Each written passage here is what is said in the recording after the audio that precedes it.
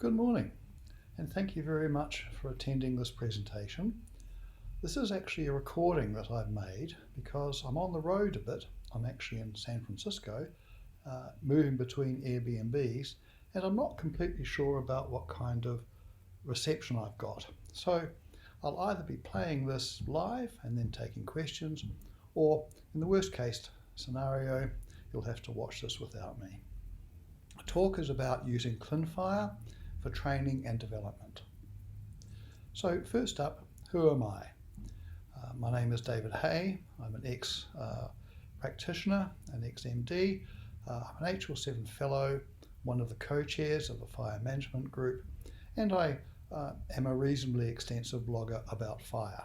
And you can see my URL there, although I must admit in recent months I haven't done as much as I should have. So the learning objectives today are to learn the background to clinFHIR, how it came about and why we developed it in the first place. I intend to show you the main modules of clinFHIR, necessarily at a high level because our time is quite limited. I'm hopeful that this will help you understand how clinFHIR can be assistance, particularly in training and design scenarios. And I will touch on the various limitations of clinFHIR as I go through. As I was preparing this talk, I did make some notes at that URL there. I'll leave them up. You're very welcome to have a look at them if you wish, but there's a fair bit of information available online about clinFHIR.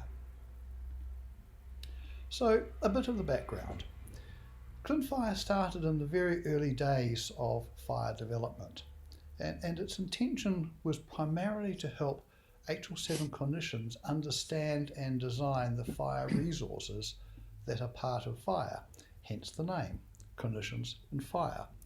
And the reason really was that, again, in those early days, the technical folk understood FHIR very well, but it was difficult for clinicians to get deeply involved because at that time, you needed to understand technologies like XML and JSON.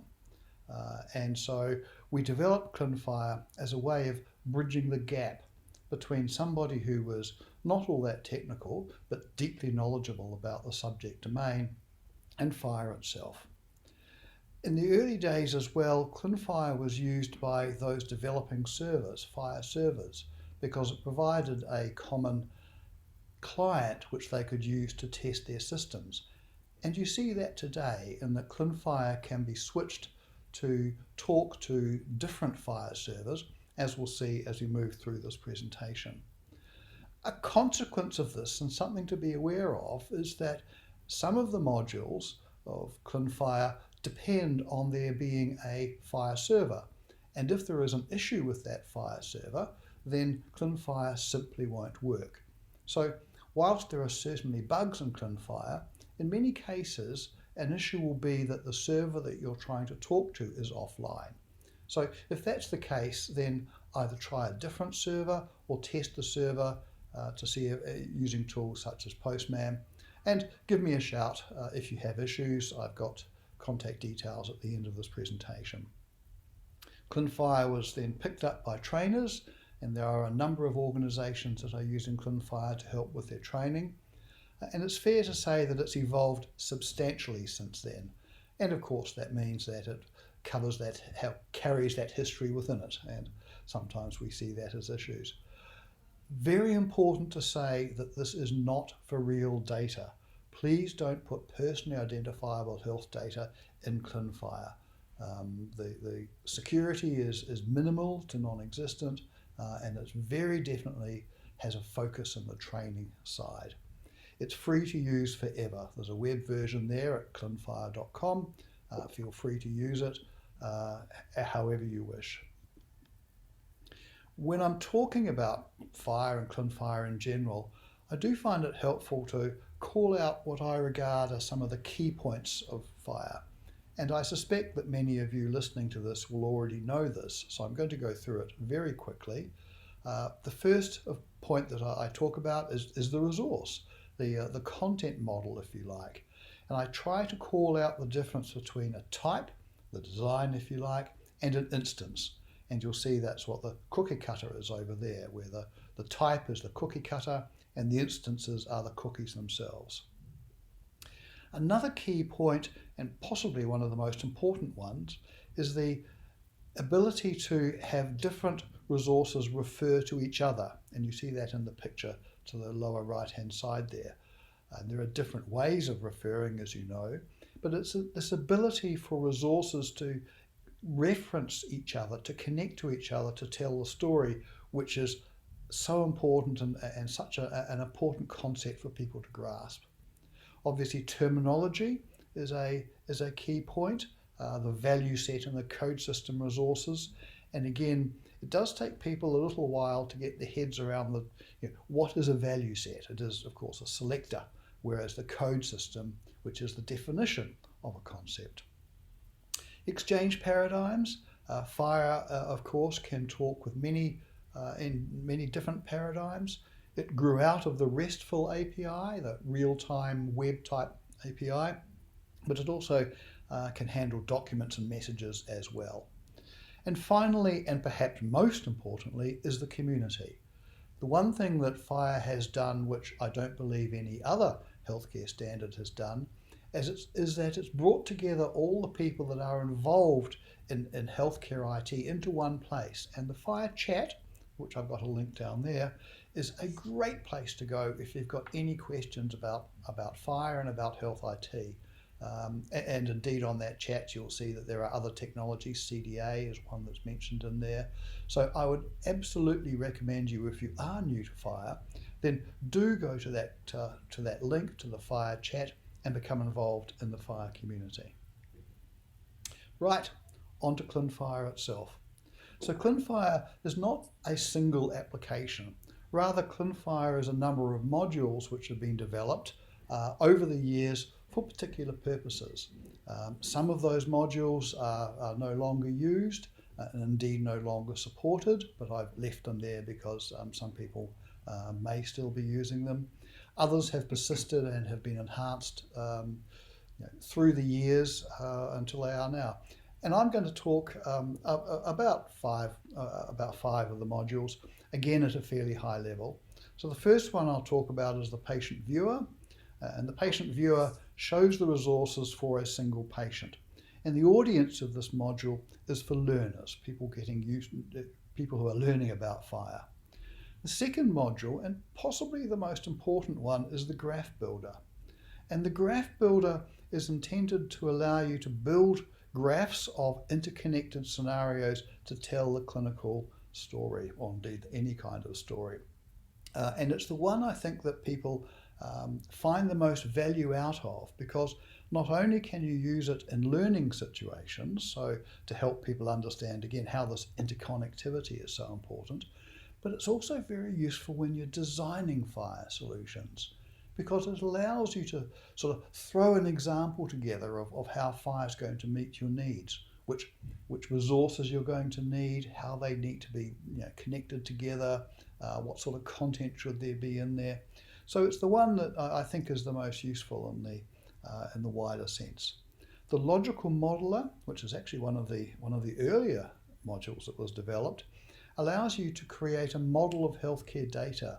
It uses FHIR data types, FHIR infrastructure, but it doesn't specifically use the resource types. Instead, it creates a logical model which is saved as a structured definition, as we'll see. And the logical modeler is really intended for those who are designing solutions, and in particular it's most useful when you're collecting requirements from a, say, clinical audience, because it allows you to create a model very quickly without any constraints. You just create elements as you wish, which is what domain experts will generally understand. And then once you've captured that information, you can then transfer that into FHIR resources. And that's the point at which the FHIR specialist needs to say, well, here are the resources I need, here are the extensions on those resources, and so forth. The bundle visualizer is something that was developed to take a bundle of resources, which, as you know, or probably know, is a grouping mechanism, and display them in a graphical format, mostly used by implementers. And finally, Conman, or Connectathon Manager, which I'm not going to talk about in this presentation, was developed to assist our connectathons. In the early days, connectathons were quite small, but as they got bigger and bigger, it became important to have some kind of tool to help manage things like test servers and such like. And so Conman, part of the clinFHIR suite, was developed for that purpose. All right, so the front page of clinFHIR is here at http.clinFHIR.com. From here, you can launch all the different modules. You can set default servers. And again, I just made that comment to point out that issues with servers are one of the common reasons for an issue with clinFHIR. So let's go and take a look at that. So this is that front page there, as I say, at clinFHIR.com. This tab over here has got the links to the various modules. And as you can see, I've divided it up into implementers and designers. Over to this right-hand side here are where the default servers are set. Now, in the early days, all of the servers were set from this front page because it was just a convenient place to do it. Over the years, I've gradually moved away from that, and most of the modules will allow you to change the server that you're pointing at, but it's still handy to have the default here. When you first start clinFHIR, it generally starts up with the FHIR R4 server, which is usually a pretty safe server to use. It's had a few problems in the last couple of days, so I've switched across to using one of my servers, and you can see you can change it simply by clicking on that Edit tab there. We think of three different types of servers. We think of data servers, which is where data is stored, and that's what, for example, the patient viewer will use. Conformance server is for things like profiles, structure definition files, and the logical modeler uses that. And of course, the terminology server, which really underpins in many ways, or at least it's a key module of FHIR, can be set also. And I use and I recommend the Onto server terminology server, which is developed by the FHIR folk over in Australia. So that's the launcher. We'll just go back to our presentation now and move on to the next one. So the first module we're going to take a look at is the patient viewer. And as I said in my introduction, the patient viewer allows you to look at the resources for a particular patient. So let's just flip across there. I'll go to the Implementers tab, and there's the patient viewer there. So I click on that. Now the next thing I need to do is I need to select the patient whose data I want to look at. And that's done using that button up there that says, oddly enough, Select Patient. Now I've got a couple of options or ways I can select a patient here. The first is I can type in their details, which in the way I'm going to do. But if you are looking at a new server which doesn't have data, you also have the option to add a new patient.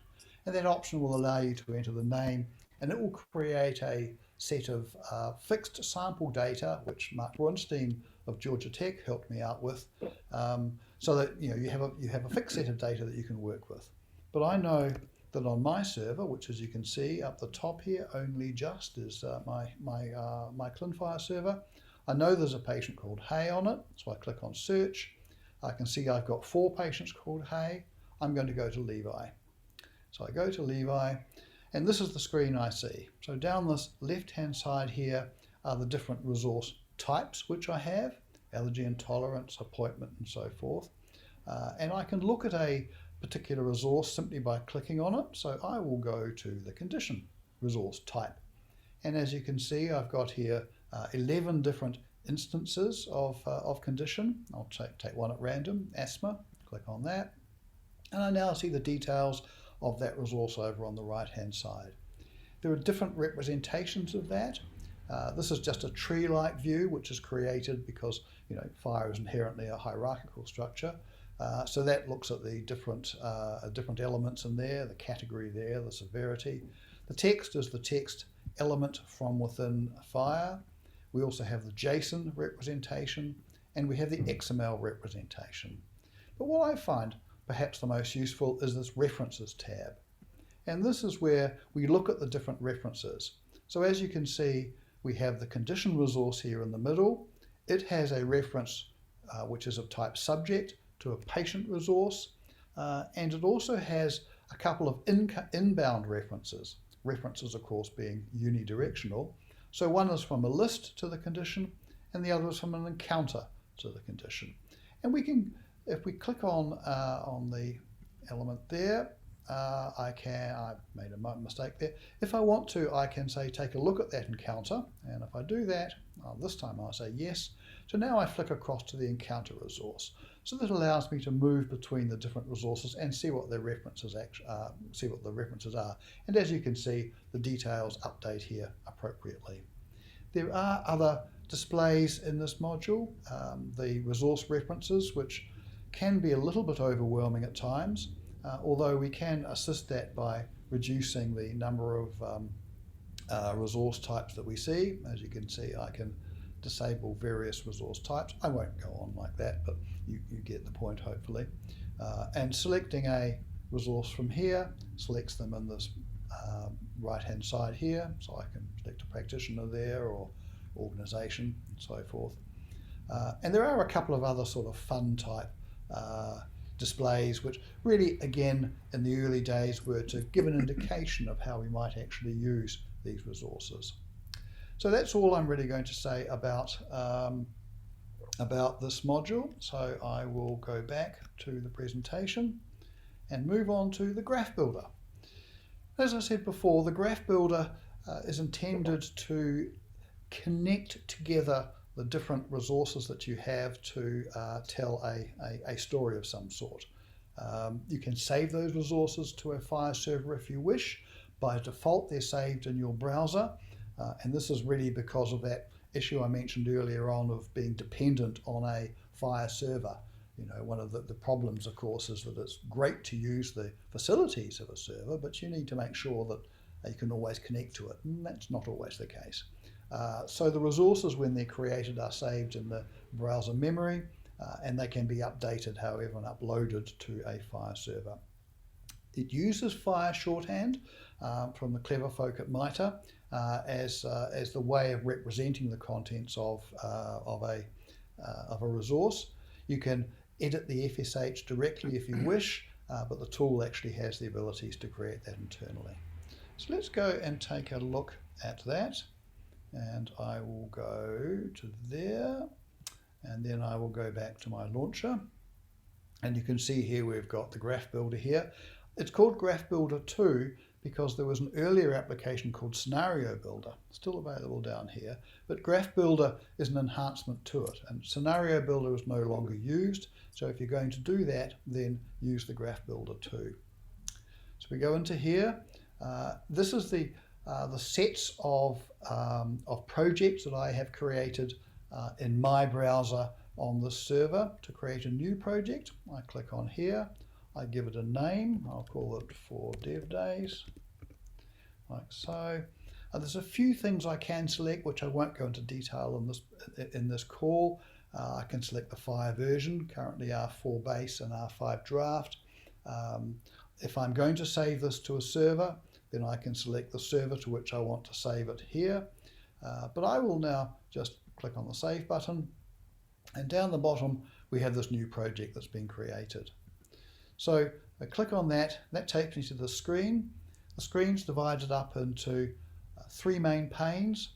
To this left-hand side here are information about this view, because we can have multiple views in Graph Builder, but I also have links to the base specification, summary, that's where we can save it to the server, and so forth. This is our workspace here, and as we add resources we will populate the space, which we'll do now, and then some options here to update it to a library and so forth. And again, I won't go into that detail at the moment. First thing I'll do is I'll add a new resource instance. We have all the FHIR resource types here. I will select a patient like so, and I'll give it a name, John Doe. This is a name, by the way, which is only used within the context of Graph Builder. If you want to add text to the resource, then you would add it in through there. And so that now adds that resource. We now have a single resource in our graph. That's not all that interesting. So let's add a condition resource. We go to here, we add in a condition resource, and there it is there. And I'll say this is about asthma. And add that. So you can see two things here. The first is that the condition resource has been added to the graph, but it's also automatically wired it up to the patient. And in general terms, if you're creating a graph which is related to patients in particular, then it's always a good idea to add the patient first, because you'll get this auto wire capability. And it does that really because it looks to see if there's a patient, and it looks to see if the resource you've added has got a reference of type patient, and if so, it will add it for you. Let's go and take a look at the content. So we'll go into John Doe here. If I select John Doe, you'll notice that over on this right-hand side here, we have a number of details about it. We have the details of this patient, their name. On this tab here, we've got the definition, because the tool stores the structure definition, which describes the content. So this is really pulled down directly from the specification. And indeed, I can actually go to the specification directly from here, which I won't. But I want to add some content. So to do that, I've actually got a couple of ways. I could go to this content, resource content tab here, and there you see the FSH appearing. And then that little link just there will take me to it. Or, as it says down here, I can just double click on it and here, and this will take me into the FSH editor screen. So over to this left hand side here, we have the sorry, I'm just checking my timer here. We have the different elements of the patient resource, and I can add something by say, let's add the name. So here is the data type here. You can see there's 0 to many of them. So if I click on that data type there, I get a little dialog, and I'll say that this patient is actually John Doe. Like so, click on insert. And you can see now that the editor has added that those directly to the FSH, which describes the content of this resource. And this will work for any of the elements. For example, if I go to the gender, which was a code data type, and click on that. Now what happens here, a little bit different, because this is a code data type, the application, the module, will go out to the terminology server and look up the values of the value set here and pull them down. Because it's a code, it makes the assumption that it's a fairly small data set and presents the possible options as radio buttons, which means that I can select them like so. If this had been a codable concept or a coding, then I would have been asked for some search text, and I would have done a search using the $expand operation against the terminology server, and I would have got the results back down through there. Now, as I've said, this is FSH, but we really want to look at the JSON. So to do that, we use this little option here. We click on that, and what happens now is we've gone out to the Sushi service. This is a service that was created by the kind folk at MITRE, and as you may be aware, Sushi is a tool which converts from FHIR shorthand into the actual FHIR structures. And so if we now go here, we will now see the JSON that's been created. We can also look at the XML. As I said, you can modify this directly. So if I say this is actually J-O-H, or Joe, like so, if I do that now, and I go back to my JSON, and we can see that this is now Joe. So this is real time. And I won't spend much more time on it because I don't have much time, but you can see that that's how you can create data, and we now see the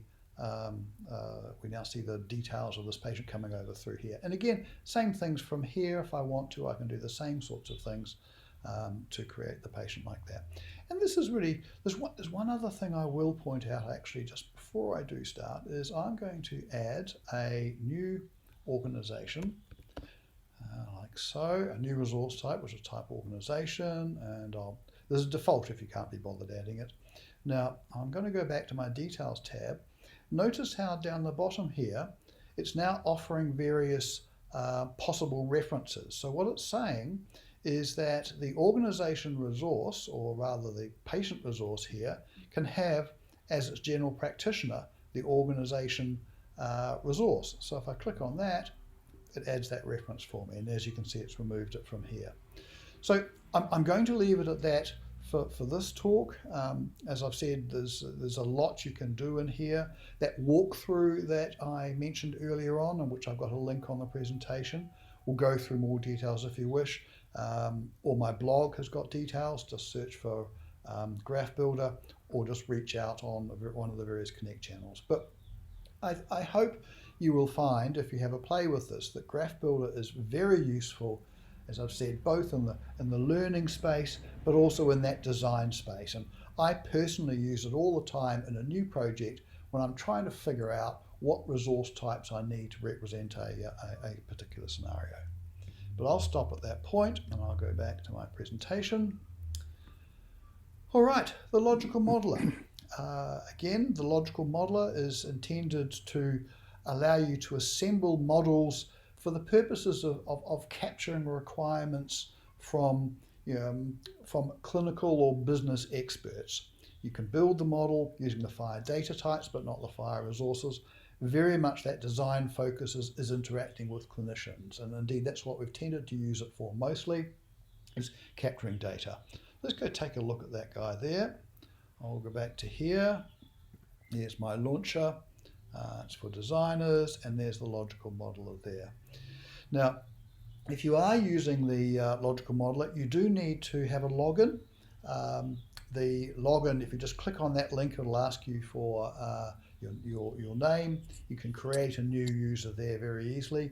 The only reason for this is so that we can associate a model with a particular user. There is no other purpose other than that. So we're not going to spam you with email or anything silly like that. To create a model, we click on this link that says New Model, and we need to give it a name. So let's say that it's for DevDays. Maybe better use a V in there. There can't be any spaces in the model name because this is going to be the ID of the structure definition, which stores the contents of this model. So I need to click on check to make sure that it's unique. If it is unique, then I get the save option over here. I can, if I want to, select a base resource. So if I wanted to, I could say that I'm actually going to model a patient and I want most of the elements of patient there first. And if you do that, you select it from that list there and those elements will be copied. I'm not going to do that. I'm just going to add it directly. And you can see I now have a pretty boring model which just says for DevDays. And this is going to be the root of my model. So the first thing I'm going to do is add an element, which I will do there. I'm going to give it the name of demographics. And then over here, I need to indicate the data type. And because I'm intending to use this as a parent element, I'm going to say that this is a backbone element, and then I'll save it. So now it's been added to my tree. So now I'm going to go to the demographics, and demographics information needs a name. So I'll add a new element there. There's a couple of ways I could do this. I could just say name and then select human name from here because I know that's the data type. Sometimes you'll find that your audience quite likes to see the details. So they like to see that there actually is something there which is first name. Again, no spaces in there. I can give it a short name there. That's where I can put spaces. Oops. And I'm going to leave it as a type string, and I'll save that. The other way I could have done it, as I say, is I could have added an element like that, just called it name, gone over here, found human name, and saved it. So these are sort of both saying the same sorts of things. You can see down over here the data type appearing as I select different things. I notice I'm going to take the name out because I don't really need that. So I'll remove that element and I'll go back in here and I'll add a new element which I'll call last name, and so forth. And as you can see as we go through this, I looked at that, I've only got 0 to 1 for my first name, so I'll edit that, and I'll say that it's actually 0 to many. It's fairly intuitive, and then when you finish your model, you click the Save button, and it gets saved. And as I say, the intent here is to create that clinical data. I'm running a bit low on time, as I generally seem to, so I won't spend a lot more time on here. I'll just point out that there are a number of different displays that you can use. There's a table display, working on the FSH export. It's not completely working as yet, but it's getting close to that. All right, so that's Logical Modeler. So returning to my presentation, the bundle visualizer. So the bundle visualizer visualizes bundles, and this is of most interest to implementers, particularly if you have a bundle and you want to see what's inside it, or you're developing something and you want to see it in a more graphical format. Flip across to there, go back to my launcher, so implementer, there's the bundle visualizer there. So this page here is where I can select the bundle that I want to take a look at. I've actually got a couple of options. I can paste in a bundle directly, so you just paste it into that text area. It can either be JSON or XML. If it's XML, then I use the Lantana library, which they have kindly made available to convert from XML into JSON, because being a web app, really we prefer to do everything in JSON. I can enter a URL directly to a server if I want to. And again, this is handy if you've exposed an endpoint and you're wanting to make queries against that endpoint. You just type in the query here, whatever it would be, and provided that it returns a bundle, then you're good to go. The other thing you can do is you can save a query. And I do this quite commonly, is that if I know I'm going to be going to the same, getting the same bundle each time, I simply save that as a query. And I'll give you an example. So if I go to, say, this lung cancer query, this is actually making a query directly against the GitHub, against the build environment, because this is from a implementation guide in the build environment.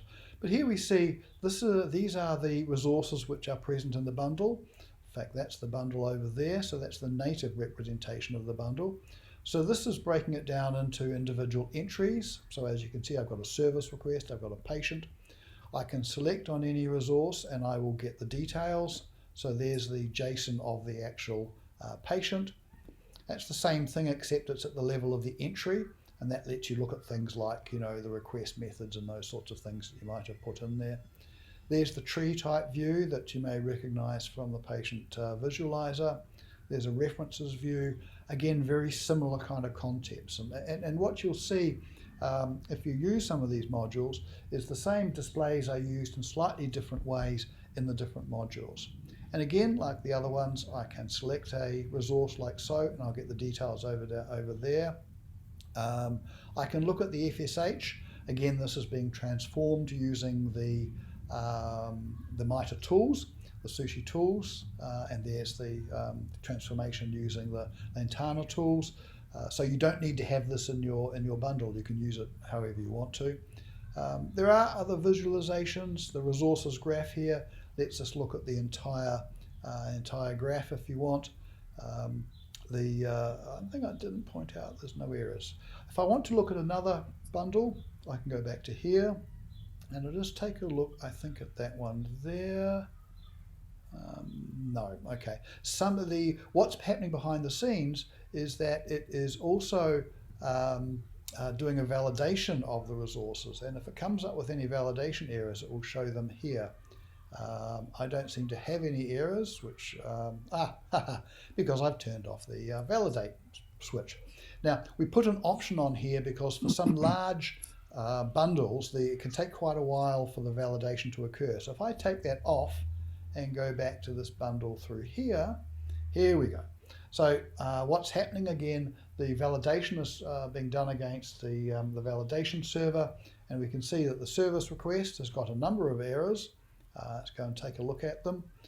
And in many cases, they can be ignored. So in this case, there is an unknown extension. Well, the validation server doesn't know about it, so I can understand that. It's complaining that it hasn't got these resources. That's fine. So there isn't really anything in there that I'm going to get too worried about. But in the observation resource, now here are a couple, I'll ignore that one, but all observations should have a performer. So there's an issue in my bundle that I should correct. Here's another one, all observations should have an effective date or effective period. So it's a quite handy way of just checking that you've got your data correct. If you're doing this yourself, then you can, if you want to, set the validation server to be one of your own servers. It does need to incorporate the $validate operation, or alternatively, you might want to make sure that the resources in the bundle are present on the validation server. There's a number of different things you can do. Give me a shout if you want to talk about it any further. And again, in the interest of time, I will stop at that point and we will return to our presentation, where next up is the server query. And the server query, queries a server. It's kind of like Postman. It's very similar to Postman. People who know FHIR in general terms prefer to use things like Postman because it's got a whole lot of good stuff built into it. I guess the place for server query is for people who are learning about how the FHIR interface actually works, and it's also got the visualization tools. And I'll show you that right now. So I'll go back to clinFHIR Launcher. I'll go back to the server query. I can select my server here. So unlike some of the other modules, you select the server directly inside of the application. I'm talking to the R4 project. I generally use Happy, but at the time of recording this this presentation, there is an issue with Happy, so I haven't done that. There's a couple of options here. One is to query the server. The second is the capabilities. And as you know, all FHIR servers must return a capability statement. In fact, a perfectly legitimate FHIR server is one that returns a capability statement that says I can't do anything. That is a valid FHIR server. It's not a particularly useful FHIR server, but it's a valid FHIR server. So this is just, well, this tab here is simply taking that capability statement and presenting it in a slightly more user-friendly form. This one over here, query server, is where you actually send the queries to the server. And it's, again, there's a couple of options here. This one here is where you just type in a query. So I'll type in patient, question mark name equals. Hey, you don't enter the server name because, of course, we've selected it up here. So if I execute that server, that request, my apologies, I get the responses back. I've got 4 responses, and there they are. And well, this is kind of handy. So I've selected this patient here, and you'll notice they've got different versions. So as you'll be aware, FHIR describes a way of versioning a resource. So this view, if the resource has got versions, will show the different versions. So I think that looks nicest here. If I go to the tree, if I go back to the first version, you can see there's not much in there. If I go to the second version, looks like we've updated the given name. Go to the third version, we've added a few more details, and so forth. Again, there are a number of different display options down through there. There's a graph, which is not that useful in this particular context. So I'm going to close this, this set of results, take a quick look at the query builder, and in this case, you select the patient that you want. And now what happens is that from that capability statement, the module is able to create a user interface from which you can select search parameters. So I'll do the same sort of thing. I'll say that I want the patient name of Hey, and you can see over there the query being built up. I can also, if the server supports it, I can also ask for includes. So I can say I want to include the general practitioner resource if that exists. Click on execute, and it looks like the patient I have selected doesn't have any included resources, but otherwise it works in the same sort of way. So as I've said, the purpose of this really is for people who are unused to the FHIR API. This view in particular, this query builder view, is really quite handy to help guide them through the steps. It's easier to select from this list than it is to type in this query. But on the other hand, when you're familiar with FHIR, typing in the query, unless you make a typo, as I do quite often, is often a lot quicker. So horses for courses. But that's the server query. And I'll return to my presentation. And that was the last module, so I'm not doing too badly for time. I'm just coming up to 40 minutes. So I'll just summarize. What did you learn? Or what What do I hope you learned? The first is that clinFHIR is a free-to-use tool that can help people learn FHIR, but also help in the building of FHIR applications, or really more the designing of FHIR applications. It's deeply integrated with the FHIR community. It's been around pretty much from the early days, since the patient care work group started having clinician on FHIR events. So it's a good 9 years or so. Always welcome suggestions for improvements. If you've got any ideas of how it could be made better, or indeed if you have any issues, then reach out. I'm entirely delighted to help. There's a few links here for more info. This is just a link to my website there, FHIRblog.com. That's my email. Feel free to reach me there. And there's a dedicated Zulip chat as well. During DevDays, I'm probably not going to be around a lot during DevDays, I'm afraid. I'm actually on holiday at the moment, and as I've said, moving around. I'm visiting family in San Francisco, visiting my newborn niece, actually, or my granddaughter, rather, not niece, my newborn granddaughter. So responses may be delayed. I do monitor email, though, so do feel free to reach out if you want. At this point, I'll stop the display and answer any questions. Obviously, it's not applicable now. And thank you very much to the folk from FHIR and from HL7 International for organising DevDays. I'm really sorry that I can't be there in person. I would love to be, and hopefully at some point in time that will become possible again. But in the meantime, I hope you have had a great event, and I do hope you find that clinFHIR is useful to you. So thank you very much for that.